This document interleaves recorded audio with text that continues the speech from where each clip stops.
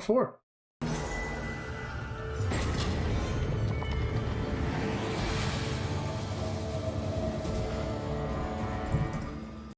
All right, welcome everybody to round 4. Let's tell our players that they are good to go, and let's get started. Up at the top of your screen, jolterz is keeping a hand of 2 power, a Just Desserts, a Jada, Withstand, Impending Doom, and D'Angelo's Might. And then AlexFiero going down to 6, but keeping Auto Tread, Manacles, Pyrotech Explosion, and a Varbuk, Hand of Anarchy.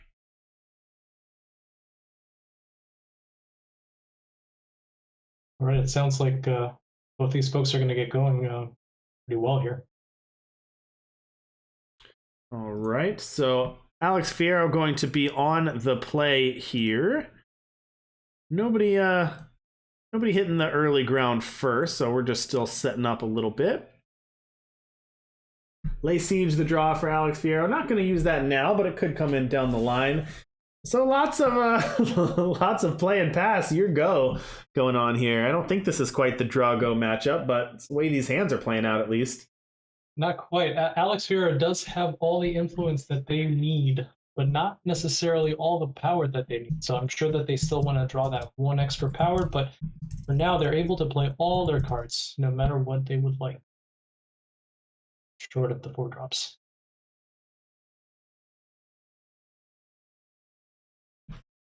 And, you know, talking about a slow start and then blink and you miss it. Volt coming down, Jada, and Impending Doom right after that.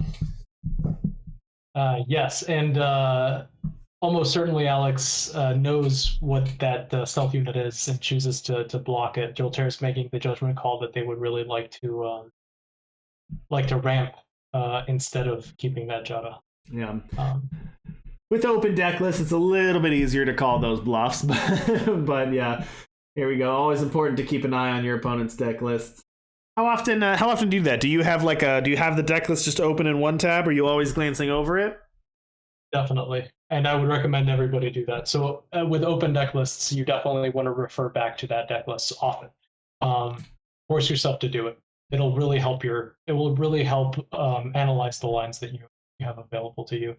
Aggressive Withstand here for jolterz. Just going to use it proactively to make a 9/9 flying endurance for that Impending Doom, and that's going to deal a ton of damage to AlexFiero, and kind of a hard to answer threat. Stun effects no longer deal with it, and now it's a 9/9, so damage-based removal doesn't really do that much either. Yeah, noticing that they put AlexFiero on a 3-turn clock if they make that play, and let's see here if they choose to block this Volk, because if they do, the Pyrotech is going to finish off that 9/9. Right, they do not. Now AlexFiero has 2 turns. 2 turns here. Either they win or they find an answer to this 9/9, or it's over. Yeah, I mean, credit to jolterz for taking that proactive line and saying, I can put you dead here pretty quickly.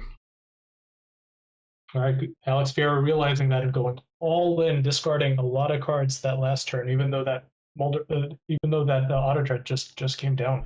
Well, I wonder if we're gonna see a D'Angelo might draw 9. We also got a Just Desserts, so I think jolterz is gonna play it conservative and keep this Just Desserts up instead of going for the draw 9 and tapping out.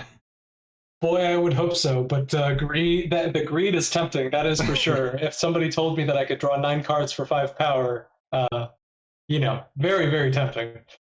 Instead, we're going to see Sinister Rumors, and we're going to keep up Just Desserts. I think that is the very smart play for jolterz. Lots of credit for being cautious there. Agreed.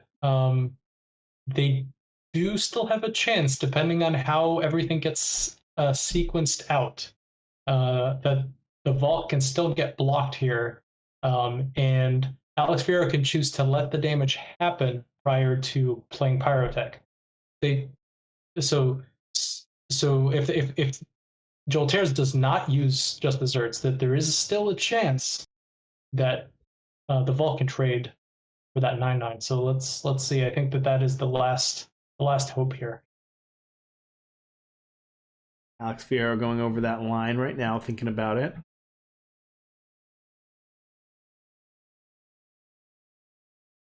Both these players 1 and 2, as I mentioned. So potentially not alive for top 4, probably unlikely, but we're here to watch some fun competitive Eternal. Doesn't really matter what the records are at this point. Also to see sweet decks, so I'd like to see more of this AlexFiero deck for sure. Looks like Firenom going upstairs with an auto tread activation. Okay, just desserts on the auto tread, which means that 1 damage doesn't hit face, and any more damage the rest of the turn would not hit. Oh boy. Well, now let's see if they get a if we get a block. They did not. All right, block. then it's so close, but it's not enough for AlexFiero here. They can gain a power, do 4 to face, or but it's not enough. If they had all the power in the world, they may be able to combine auto tread with or do 8 damage off of the pyro, but not quite enough to take it there. It's a very, very close game. Credit for jolterz there, navigating that one very smoothly. I've seen a lot of that tonight. I feel like we've seen some players take the aggressive lines, but knowing the right time to put their foot on the pedal and say, I'm going to go end this. And yeah, it might be risky, but it's the way to do it and to end the game before their opponents have been able to stabilize. Yeah, I really want to give credit to the mid-range players. They're really able to understand when it's time to be aggressive, to really analyze the particular position and really figure out what their who the aggressor is, who the defender is, and kind of what cards are very important in the matchup, and kind of can break it. Well, jolterz going to take that one game over AlexFiero. Both these players in the top 20, looking to get a few more points under their belt. And that's one of the nice things about the new point structure, is that even if you're out of the top 8 or top 4 contention, you still get some points coming in, and you still get to get some leaderboard spots. If you lose the first 2, you can still win the next 3 and get 3 leaderboard points for that win. And 3 points per event is actually pretty good. A lot of the community was very, very happy with the point system change. Something that I wasn't aware of right at the first beginning, but it does seem like it was pretty impactful to everybody with those changes. Yeah, definitely. It's something we thought about a lot. The TNE team behind the scenes, we discussed what the goals were and how we wanted to really reward people for playing a lot, because that's what this is all about. We want the community to keep playing and play more events, but we also didn't want to punish people that couldn't play in as many events. We didn't want to feel like you had to play, or you were at a disadvantage. So we tried to find something that would both encourage you to play a lot of events, but also not be overly punishing if you couldn't play in all 12, something like that. So that's where we came with this model, and I think it works pretty well. We'll see how it goes at the end of the season, but so far I think it's been pretty well received. AlexFiero going to Searing Strike and then hit the board with Houndmaster to start off the game. Yeah, going back to what we were talking about Searing Strike, being able to remove that Grafter, which is a formidable blocker, it is able to go get jolterz and answer from the market and be able to develop their 2/1 aggressive unit on turn 2. It's really, really important. And we see here that they have another Searing Strike, so potentially being able to make that same play later on in the game. Auto tread in hand here as well for AlexFiero will allow them to discard some unfortunate cards that may be getting stuck in their hand, in order for them to start making some 4/4 attackers. Let's see here. I think probably just 4 block and attacking, and then starting next turn, we're probably going to start seeing some of these 4/4s come into. Well, Defile's going to say no to that. Defile is going to take care of Houndmaster. That was a good plan, but Defile's going to be the answer to that. The hand on jolterz's side is Ambitious Mandevella, Withstand, and a Justice Sketch. So not a lot left, but Mandevella is a good one to have, especially when you can kill an auto tread and leave a 4/4 behind. Now Pyrotech Explosions doesn't care about that, but still a good play from jolterz, kind of forcing AlexFiero, 2-for-1ing, a full 2-for-1 there, getting rid of 2 cards out of AlexFiero's hand. But AlexFiero has the last laugh right now. They've still got the Varbuck. Well, I spoke too soon because here comes Dicro. Well, we still have that Searing Strike, so let's see if we see an attack here from Varbuck and a block, because we can still get some combination plays here. It'll be interesting. Jolterz has Withstand in hand, so I have a feeling that jolterz is not going to fall for this. I think jolterz is just going to say, I'm going to take 4 this turn because going forward, I have Withstand. So that's so much less risk starting next turn, and 4 is not 14. So I think jolterz, smart play there for jolterz to just pass and wait. Well, that makes a whole big difference. You're right. This Searing Strike, thankfully, is able to still just silence the unit. So this 910 is going to stop being an endurance unit very shortly here, and regen. So at least that allows for still a potential to exist here for Alex to be able to come back into the game instead of just dying in 2 turns without being able to attack. It does, although 910, even a vanilla 910, is still pretty big in Eternal. And oh boy, it is. yeah, that's going to put AlexFiero down to a 1-turn clock, and that Deathwing is going to play some good defense. Doesn't matter how much Valor you have or how big you are without Overwhelm with that too deadly. But look at this, Manacles off the top, and that's going to take care of both units. Holy moly. What a draw! And now jolterz is at 3 there, with nothing in hand. The silence there really coming in clutch from Searing Strike.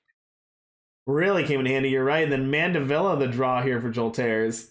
So both these players top decking like champions right now. Boy, the Mandevilla can chump here, but we'll get rid of one of these Barbucks. Darius is going to come back next turn. Boy, right when you thought this game was not going to be close, all of a sudden. Oh, and Mandevilla, look at this. Choosing not to target it, just leaving it as a 5/5 lifesteal. Quite the smart play. Instead of chumping and trading with a unit a different way and gaining less life, they want to trade with a unit and gain more life here. Yeah, gain more health that way for sure. But unfortunately, jolterz blanked on that draw, which means this is going to be lethal for jolterz this time. Yeah, even with one removal spell, even with one fast removal spell, which we know that the AV player I think is not playing, that would be able to take care of the Barbuck. They do have the Styre's Eyes pumping the Terius. So both units are lethal. There's not much jolterz here to do. All right, AlexFiero going to tie things up 1 game apiece then. So well played there. Going to go to a game 3 on that one. Let's take a look at some of the results from the back tables while we're waiting them to pair up. Looks like RNG in the battle of the 3-0s takes down John Kez 2-0. So RNG going to be the lone undefeated player after round 4, sitting at 4-0 tonight. John Kez still sitting pretty, as he always does, at 3-1. Nice streamer, by the way. If you haven't checked out John Kez's stream, definitely check that out. He's been streaming pretty regularly, does a fantastic job. So if you want to get better at the game, I would highly recommend checking out John Kez's stream. And that's the only result we have so far. So just RNG over John Kez. But let's head down to our slow round.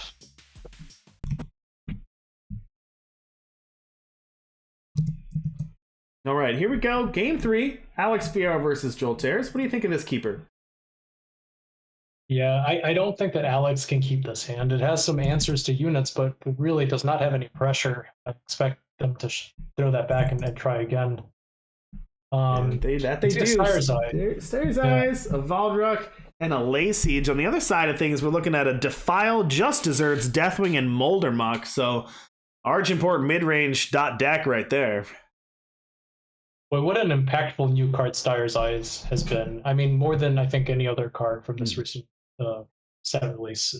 It really fits very naturally in a lot of different decks. It's a very, very powerful card. Shoal Custodian, one we haven't seen too much, but this is a spicy little card too. One of the, I still consider this a new card. I know a couple different sets have come out since then, but Shoal Custodian, a 4/3 for 4, summon, put an enemy unit into their hand, or deal 1 damage to any player for each spell and increase their cost. So flexibility, a 4/3 body, got some bounce, got some tempo, a lot wrapped up in that nice little 4-drop package. It's really excellent in all the places that you would need. A lot of times cards are particularly great in some matchups, but lack in others. Even Lay Siege is fantastic, but in some matchups it really does nothing. Not so for Shoal Custodian, really being a star against multiple different matchups. jolterz is going to get a Deathwing to hit the board. That's going to start dealing some damage. Deathwing might only be the 2 attack. It's not going to take over a game, but it nicely plays offense, plays defense, kind of does everything you need it to do. But a Valduk here for AlexFiero is going to get rid of that. So Valduk versus Moldermuck is the battle right now. Heart of the night, though. Ambitious Mandevilla going to come down. We'll see what jolterz decides to do here. Kill that Valduk straight up. Or keep it around as a 5/5. Another time where he chooses not to kill a unit, and I really like that play. I think a lot of people are overusing the kill effect of the Mandevilla. Sometimes take a step back and kind of evaluate that 5/5 lifesteal unit, and you realize, boy, it's really formidable, and it can race very, very well. And it can even beat the other unit that you were thinking about killing. A very interesting play here by jolterz. Indeed. I agree with you. You see that kill mode activated very often. And here comes the big boy, Shoal Custodian. That's gonna bounce the 3/3 Molder Muck, which is interesting.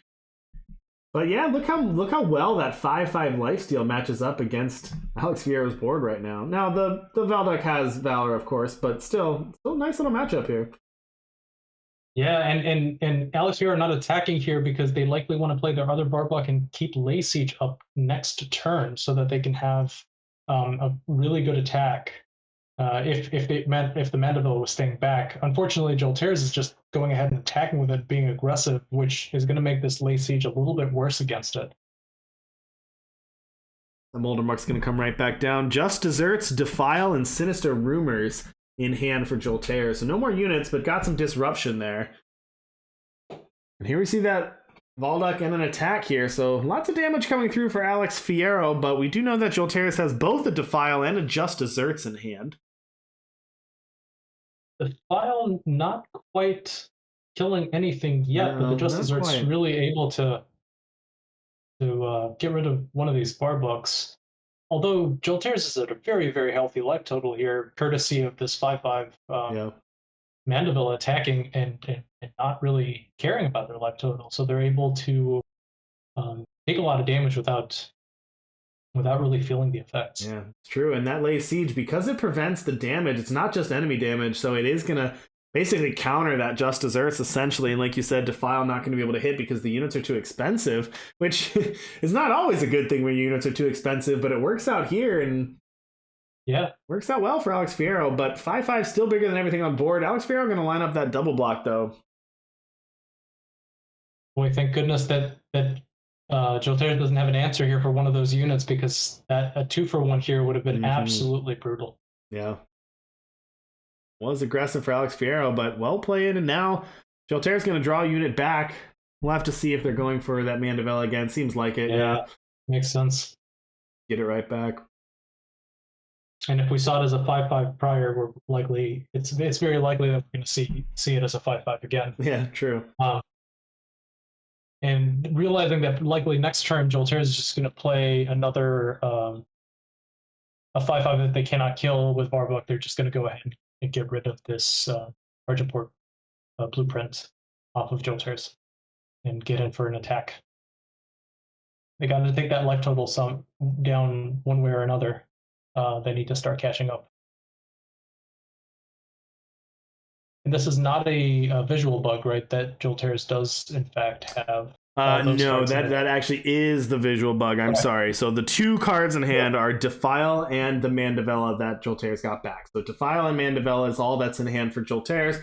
Apologies, chat, for the visual bug. I'll put that on the list for things that we want WWE to fix in the direct challenges. Yes. Well, I certainly feel much better for AlexFiero's side, seeing as jolterz only still has 2 cards as opposed to having 7 cards. But yeah, definitely. We see that proactive withstand again, and this makes it a 2-turn clock. And yeah, it's hard to tussle with a 9/10 regen endurance flying Dicro. Well, silence is one way to do it. Right here. Yeah, the answer that we looked at last game, and here if we see a follow up with drawing Menacles, that's a very good sequence of top decking for AlexFiero to still be in the game here. Oh, nice! The ghost form off of the power. Wow, gotta love that one. jolterz taking it 2-1, courtesy. I don't know how many